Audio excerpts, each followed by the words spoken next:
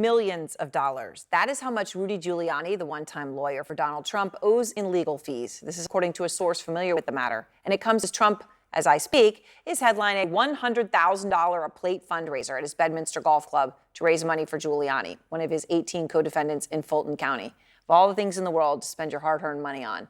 Let's go straight to Paula Reed. Paula, we knew Giuliani was struggling financially, right? They're trying to sell his apartment. There have been other reporting.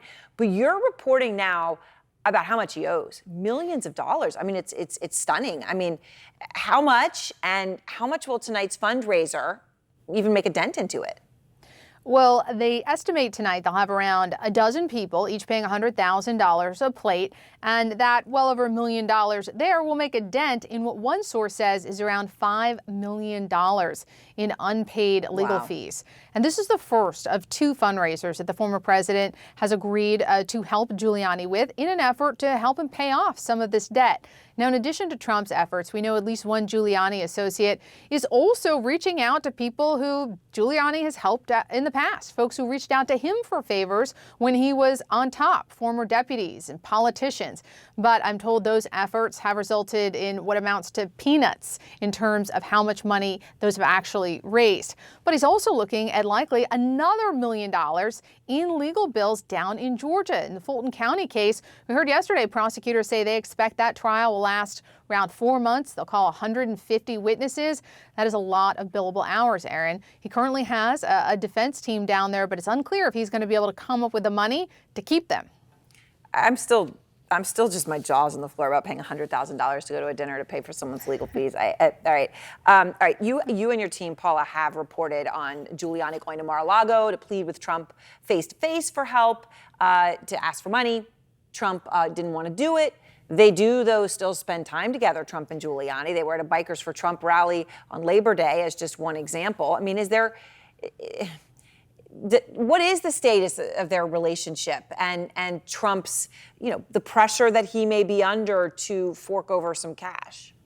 Aaron, it's fascinating. Our colleague Kristen Holmes and I, we spoke to many sources on both sides of this. And the one thing that everybody agrees on is that these two men enjoy a very strong relationship. They've been friends for decades. But one thing that I learned is that Rudy Giuliani will not directly ask Trump for money. He believes that it is disrespectful to the former president. So that responsibility has fallen to his son, Andrew Giuliani, who is close to Trump, and Giuliani's former lawyer, Rob Costello. He went down with Giuliani in the spring. We wrote about this in our story to ask Trump for money, but we've learned Costello did almost all of the talking.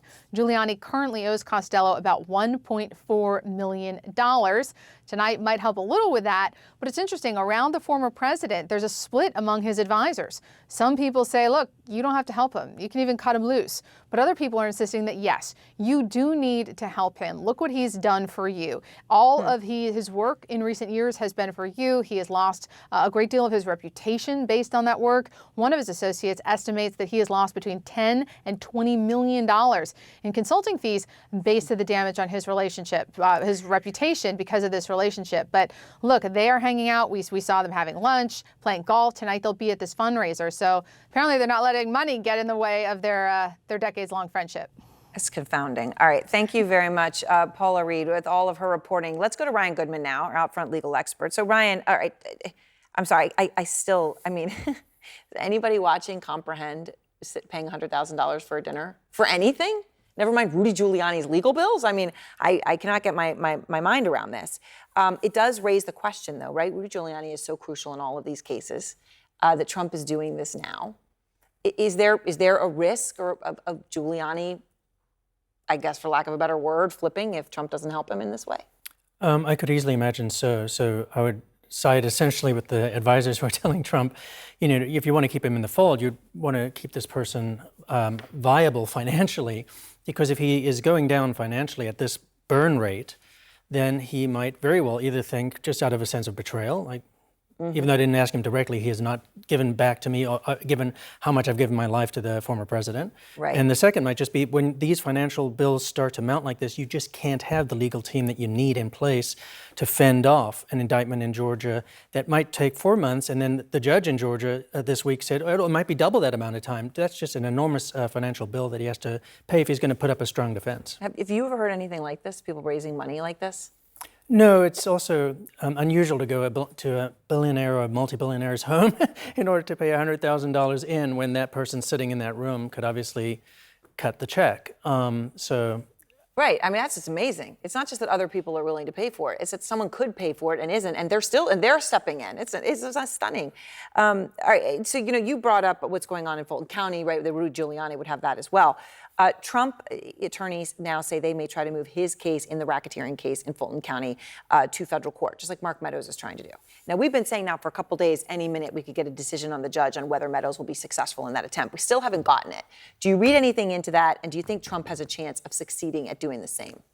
So I think Trump has a chance of succeeding. He might also be sending a signal to the state court judge that things can get really messy because he himself might get into federal court, and then it can throw a spanner into the works of the state court judge proceeding ahead, which the state court judge actually raised that question in the hearing. What happens if we start the trial and then some of these defendants start getting put into federal court? Right. I do think Trump has a pretty good shot. There's a good argument on his behalf that he should be in federal court because he's being charged for his actions within his office. That's the argument. His best argument is actually to let Meadows go first. Meadows has the strongest claim, and then the law is a little bit uncertain. The law might say that once one goes, 19 go, that the entire case gets removed to federal court. So that might be Trump's best shot. Let Meadows be the person because he's got the strongest claim, and then we can maybe all go with Meadows. Otherwise, he can do his own case, and he can say, look, some of these charges do affect what I was doing in my office, even though some are about what I was doing with my campaign. And that's another question that the judge has actually raised in the federal court. He said, what happens in that situation? All right, so one final development today. Peter Navarro, who was the trade advisor for President Trump, was convicted tonight of contempt of Congress for not complying with the subpoena for the January 6th committee. He is the second person to face that. He says he's going to appeal executive privilege. But what could he be facing here? I think he faces something from 1 month to a year, according to the statute. There's in terms of prison time, there's a minimum, and then there's a maximum. Right. There are two counts, but they'll probably run that at the same time concurrently. Mm-hmm. So he faces real jail time. I think he might get something like Steve Bannon got for the very same kind of action, contempt of Congress, not testifying for the very same set of issues, 4 months in prison. It raises the question why a person like that would face prison time rather than having just given information to Congress. Well, it certainly does. I mean, there's something, no matter what you want to say, that you have to really reflect upon your entire life if you end up in such a situation. All right, Brian, thank you very much.